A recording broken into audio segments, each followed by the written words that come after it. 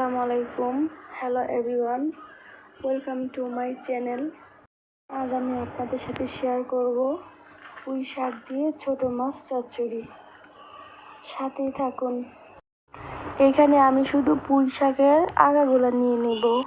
এখানে আমি পুঁই শাকের সাথে একটা বেগুন কেটে নিয়েছি আর কয়েকটা আলু কুচি করে নিয়েছি।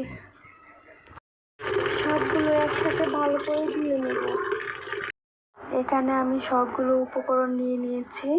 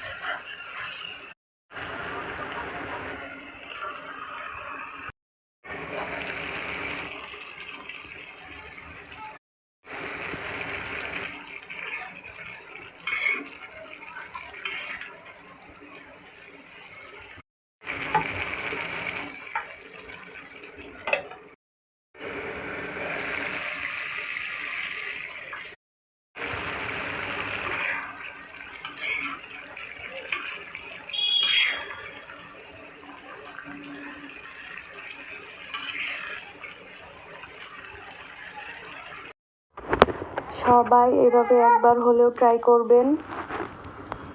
ভিডিওটি দেখার জন্য ধন্যবাদ।